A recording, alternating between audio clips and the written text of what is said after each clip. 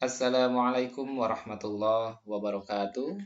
Jumpa kembali dengan saya di channel Kang Aceng. Masih dalam program tutorial penggunaan e-learning madrasah. Dan pada kesempatan ini, tutorial untuk user eksekutif atau kepala madrasah, wakil kepala madrasah, dan pengawas. Sebelumnya saya mengucapkan terima kasih pada rekan-rekan yang telah mensubscribe channel saya ini dan like serta menge-share kepada orang lain. Dan video tutorial kali ini saya persembahkan untuk seluruh kepala madrasah di Indonesia dan khususnya buat rekan-rekan saya para kepala madrasah di DKI Jakarta. Apa kabar semuanya? Alhamdulillah, semoga senantiasa sehat ya. Baik, kita mulai saja. Untuk mengakses e-learning kita gunakan browser, misalnya saya ini gunakan Chrome, dan kita masukkan alamat e-learning masing-masing ya. Ini misalnya saya e-learning Manfaat. Nah, ini sudah bisa akses ya, dan ada halaman loginnya. Kita masukkan ini username dan passwordnya ya. Saya kebetulan sudah ada username untuk kepala madrasah dan passwordnya bisa diminta di operatornya, mungkin aksesnya apa. Dan untuk akun eksekutif ini saya menggunakan NIP ya. Silakan kita klik login. Oke, ini sudah masuk. Kita bisa lihat dashboard yang ada di akun eksekutif ini. Kita bisa melihat ya secara umum apa saja yang tersedia di akun ini. Kita bisa melihat di sini yang eksekutif ada 4 orang, guru 114 orang, dan siswanya 1147 orang. Mungkin ini yang bisa kita lihat, dan kita juga bisa monitoring e-learning ya seluruh kelas. Ini kemudian ada akun penilaian kinerja, laporan penilaian. Nah, dan yang lebih pentingnya adalah kita buka panduan eksekutif ini ya, biar kita bisa memahami lebih luas apa yang disediakan di fasilitas ini. Kita bisa lihat ya. Oke, ini sudah bisa kita lihat panduannya. User manual, penggunaan aplikasi e-learning madrasah. Bapak Ibu bisa melihat apa saja yang ada di akun eksekutif ini ya. Bisa ngecek data, cek guru, siswa. Terlebih ini yang paling pentingnya adalah monitoring e-learning itu sendiri, dan kita bisa memberikan penilaian kinerja ya terhadap guru-guru kita, dan kita bisa mengatur ya tahun pelajaran dan lain sebagainya. Oke, nah, bila kita ingin membacanya lain kali bisa kita download ya. Oke, kita simpan saja. Oke, ini lengkapnya ada 28 halaman, mungkin sudah tidak asing lagi karena ini sudah sering di-share oleh rekan-rekan kita. Baik, kita kembali ke e-learning. Nah, di dashboard ini kita lihat misalkan eksekutifnya ya 4 orang. Ini saya akan mensimulasikan.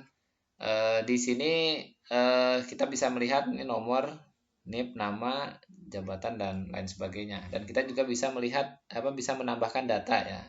Saya wakil ada 4, ini baru 3 yang di input, kita tambah, klik itu. Nah, kemudian untuk memasukkan NIP dan lain sebagainya ini bisa diketik di sini ya.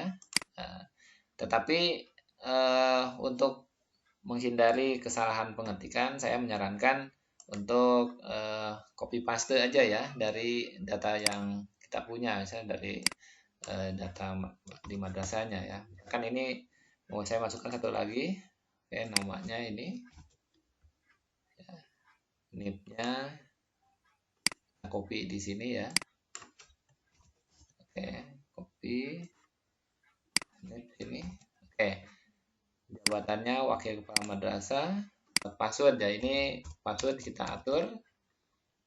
Kelaminnya perempuan, tempat lahir. Nah, ini karena sudah pernah dibuatkan ya, jadi ada catatan rekam jejak digitalnya. Oke ya, ini pendidikan terakhirnya S2.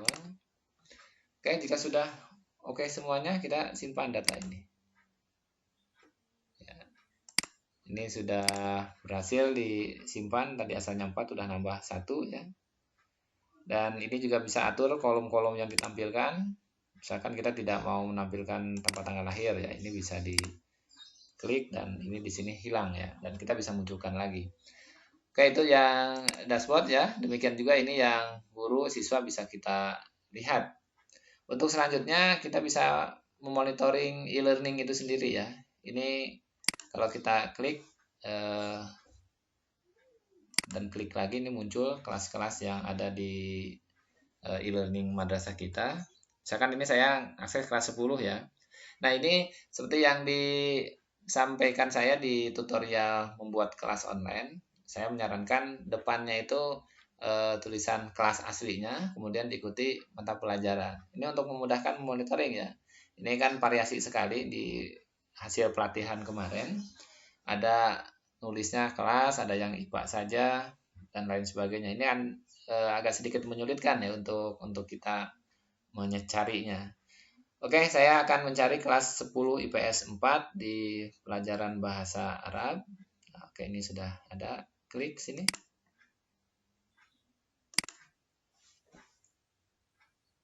Oke, nah ini udah muncul kelas IPS 4 bahasa Arab.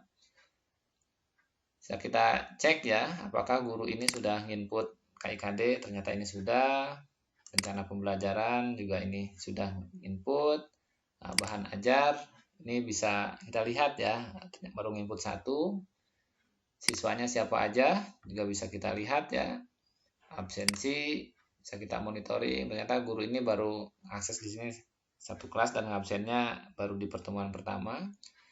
Absen ini kalau satu ada keterangannya ya, 1 hadir, 2 alfa, 3 sakit, 4 izin, 5 terlambat.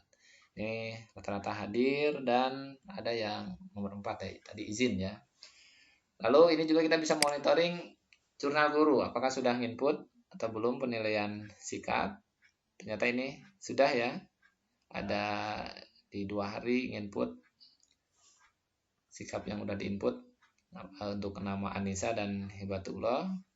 Dan file ini bisa kita download ya, bentuk Excel maupun PDF-nya. Misalkan ini download Excel-nya. Oke, sudah terdownload dan sudah tersimpan di laptop kita ini ya. Kita bisa membukanya.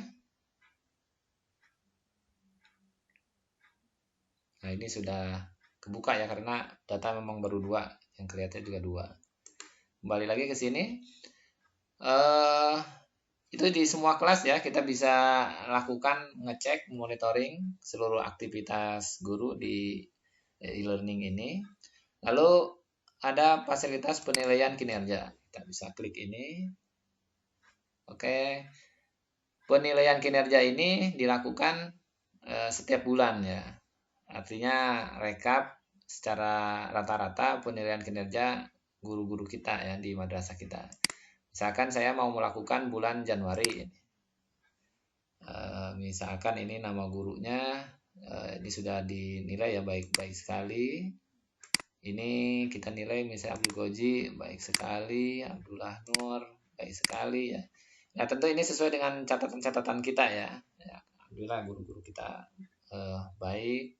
Misalkan ini Abdul Abbas ya, baik misalkan. Oke, dan seterusnya.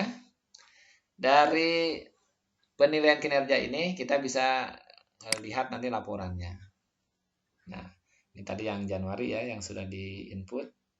Yang baik sekali A, yang baik B.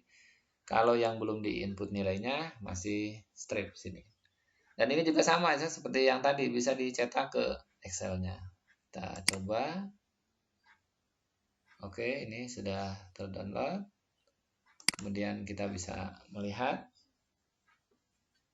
hasil downloadannya. Ini lama terbukanya. Prinsipnya seperti tadi ya,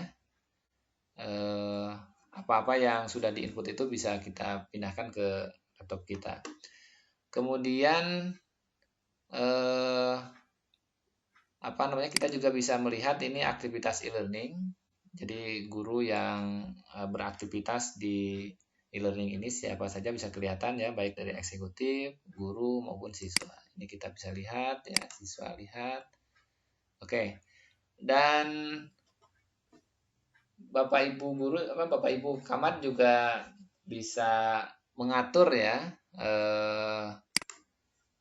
apa namanya, tampilan e-learning ini dengan mengklik setting ya, pengaturan. Klik di sini di gambar orang, klik pengaturan, dan di pengaturan ini bisa kita atur tahun pelajaran.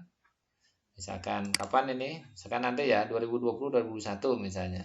Karena sekarang masih 2019-20 semester genap ya. Ini ada pilihannya. Kalau sudah fix pengaturannya, simpan ya. Dan kita juga bisa melakukan aktivitas ya, ini misalnya menghapus data siswa, menghapus yang merah-merah ini untuk hapus kalau yang ada data-data yang tidak sesuai ya. Dan terakhir ya,